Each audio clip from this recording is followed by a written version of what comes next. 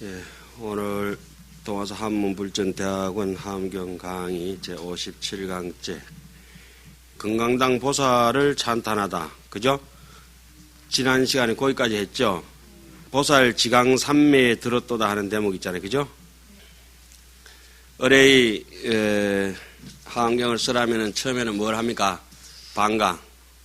부처님께서 반강을 하시고 법을 쓰라는 설법주가 삼매에 들고 가피력을 잇고 대표적으로 그 한 회차의 설법을 맡아서 진행해 나가지 않습니까? 그죠?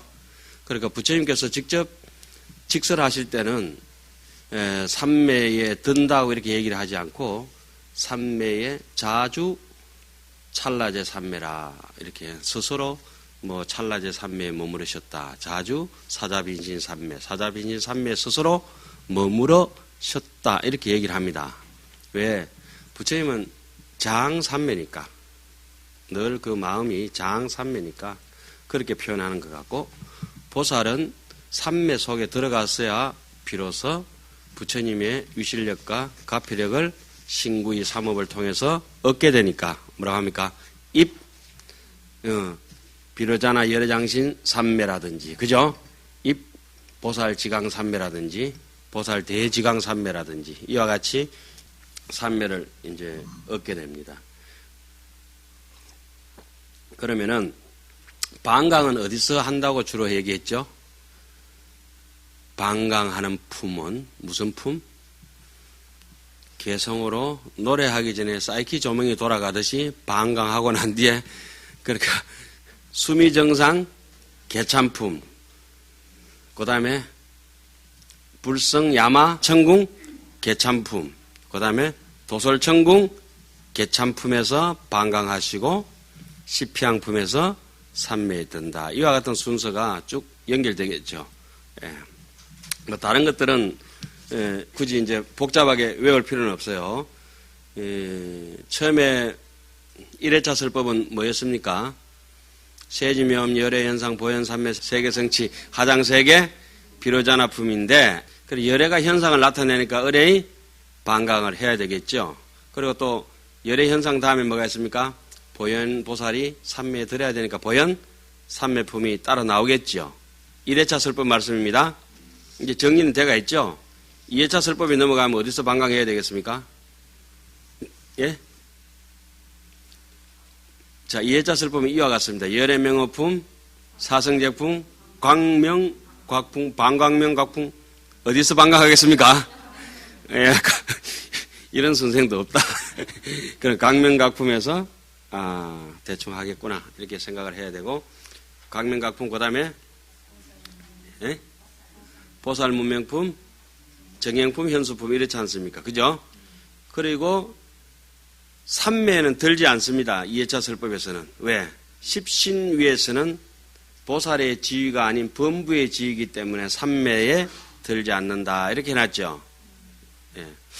그래서 3회차로 올라가면은 성, 수미산정품, 수미산정, 개참품, 십주품, 범행품, 초발신공덕품, 명법품 중에서 어디서 해야 되겠습니까? 그 6품 중에서 개송, 찬탄, 노래하는 부분에 가야 사이키 조명이 돌아간다. 반강. 기억되시겠죠? 4회차 설법은 4품이 있는데 4품 중에서 어디에서 반강해야 되겠습니까? 불성 야마천궁품, 야마천궁, 개참품 어디서요? 야마천궁, 개참품, 그 다음에 십행품, 심무진장품. 그러면 지금 하고 있는 부분은 세 품이 설해지는 제5회차 설법인데, 성, 도솔천궁품, 도솔천궁, 개참품에서 반강하고 십행품에서 삼매에 들어서 본품을 설하게 되겠죠. 그러니까 본품을 설하기 전에 항상 뭐에 들어갑니까? 삼매에 들어간다. 이것은 굉장히 의도된 대로 조작대가 있는 인위적인 정말 자기적인 내용이라고 할 수 있죠. 그것을 잘못 보면은 조작이다 이렇게 볼 수 있지만은 자세히 보면은 부처님의 자비와 지혜를 집대성해서 총괄적으로 우리로 하여금 더 이해할 수 있도록 편하게 정리해 두었다 이렇게 보는 의미로 보는 게 좋겠죠. 그래서 조금 전에 우리가 상강내 의식을 합니다. 상강내 의식은 왜 하느냐? 그때 좀 장엄하게 해야 됩니다. 음을 장엄하게 운곡을 따라 해야 되는데 그것은 의식이라고 하는 것은 우리 마음속에 있는 아주 고결한 기명의 상태거든요. 그 5가지 수행 방법 중에서 기명, 예경이라고 하는 거죠. 예경으로 하여금 믿음을 일으키게 됩니다. 믿음을. 그래서 의식을 하는 것은 아버지 밥 먹어라 마노 아들 이렇게 하면 쌍소리잖아요. 재수 없잖아요. 아버님 저 진지 드시죠. 어머니께서 다 준비해 놓으셨는데 이렇게 해야 맞지 않습니까? 일심정례하고 이런 거는 그냥 막 우리 강의해도 괜찮습니다. 그런데 우리는 부처님에 대한 예경을 올리고 이와 같은 신심을 가지고 있는 사람입니다. 이와 같은 의식의 표현이 있잖아요. 여기서부터 수행입니다. 수행. 그러니까 아주 곱게 그 시간도 굉장히 소중하게 그러니까 남에게 선물을 주러도 포장지부터도 깨끗하게 잘 따듬어서 준비해줘야지. 안에 내용물이 똑같아 하더라도 검은 비닐이 봉다리 같은 이게 무기소 이러면 되겠습니까? 그게 안 되지. 헌데 해가지고 그릇도 아름다운데 법화경 같은데 뭡니까? 유리그릇에 금그릇에 진주를 담고 뭐 이런 게 나오잖아요. 그죠? 배고기에다가 뭐 담고 하잖아요. 그렇게 장엄하게 해가지고 좀 잡수세요. 이렇게 갖다 드리면은 보기 좋은 떡이 먹기도 좋다고 하는 것은 수행 중에서 제1번 예경입니다. 예경. 아주 그 장엄하고 예경하는 거예요. 스님들이 가사장사 믿고 이렇게 법회하고 예불 하고 이런 것도 홀다 보고 해도 괜찮다고. 그런데 그렇게 하면 안 되거든.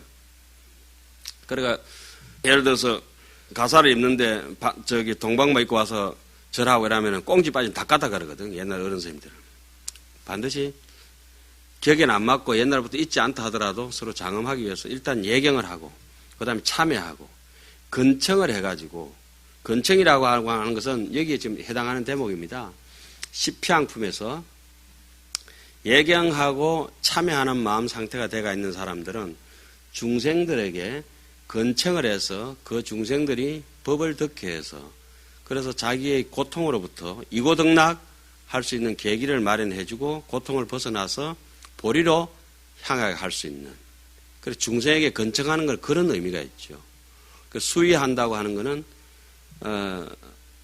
따라서 이제 보리해양이라든지 수의라고 하는 것은 남이 좋은 일 하면은 따라서 박수 쳐주고 따라서 좋아해주고 찬탄해주고 이러다 보면은 주위에서 옆에서 같이 늘어나고 한의하고 좋지 않습니까?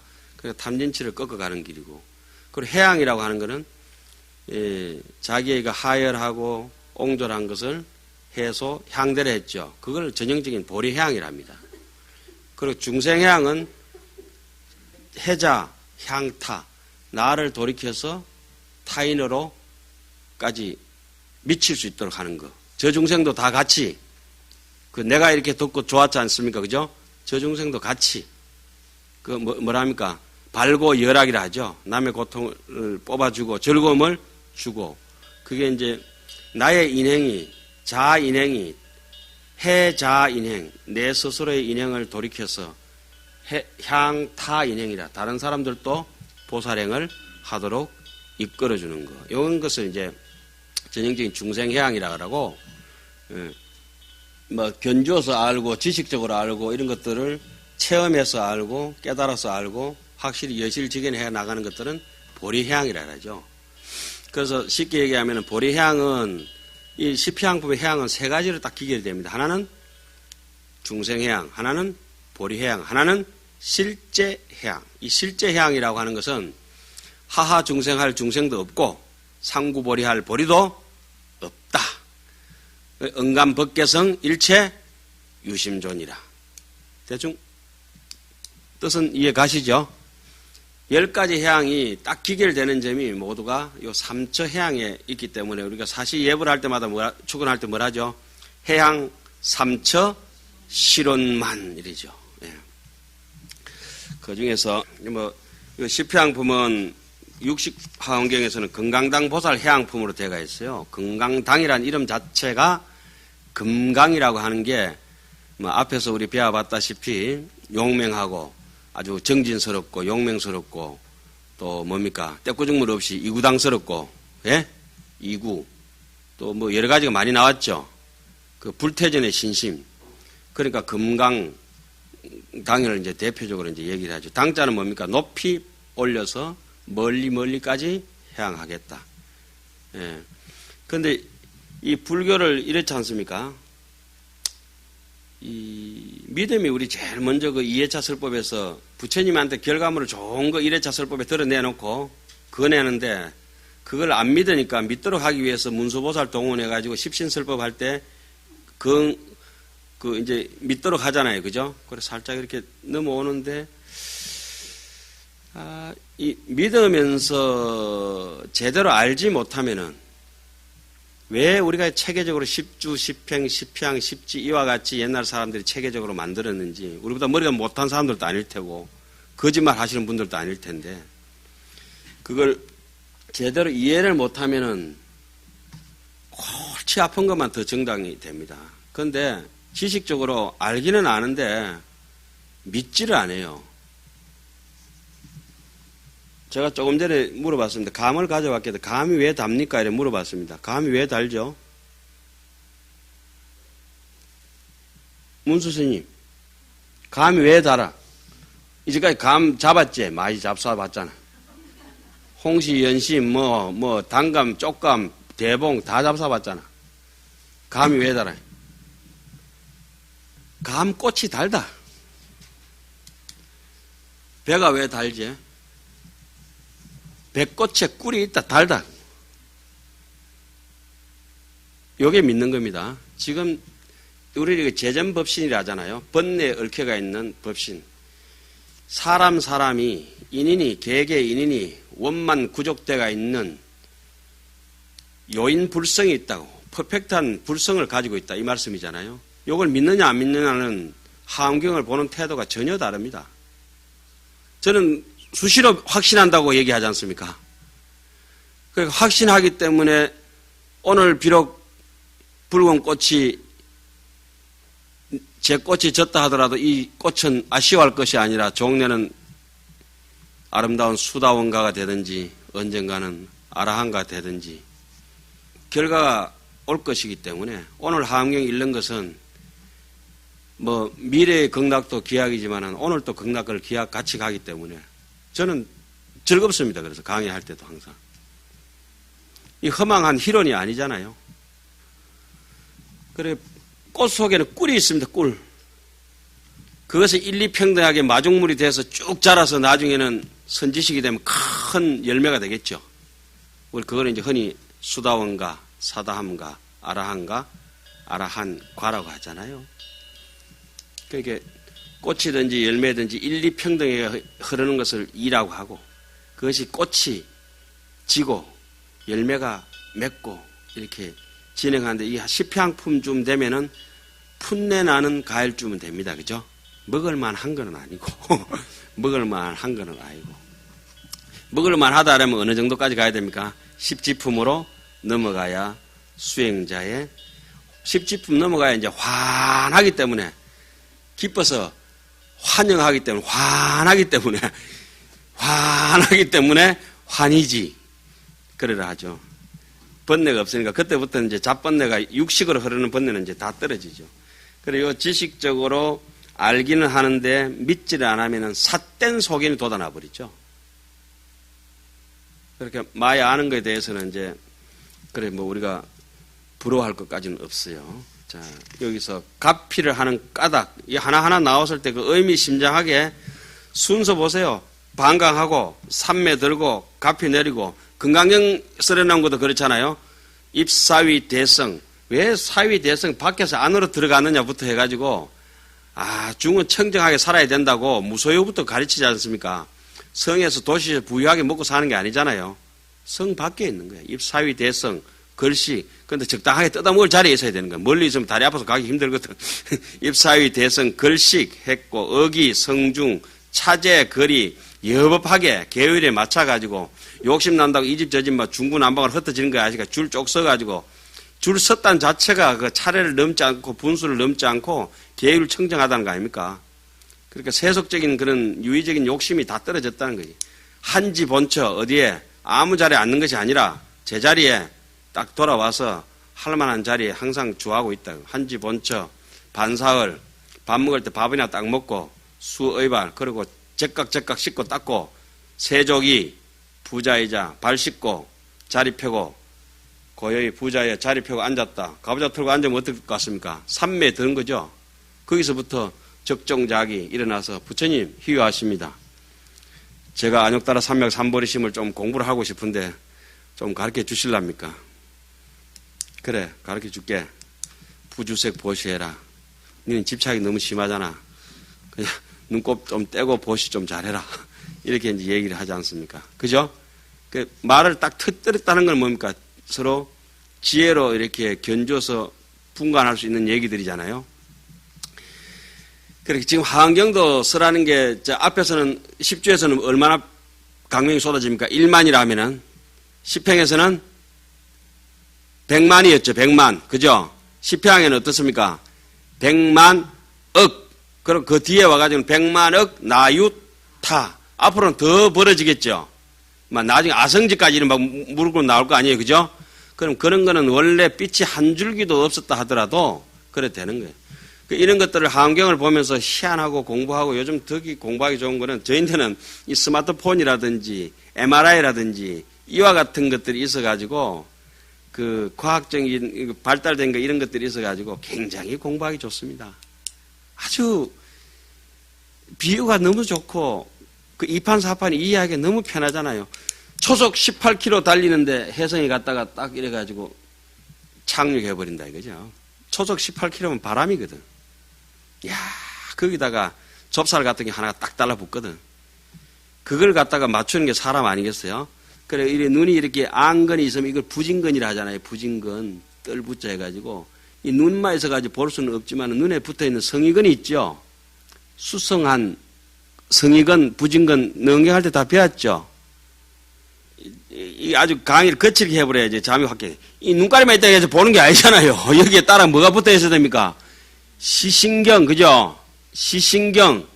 그게 뇌하고 뭐 연결돼야 될 거 아닙니까? 그죠? 신경이 뭡니까? 신경이. 신이 뭡니까? 정이 펼쳐져서 가는 길 아닙니까? 정신.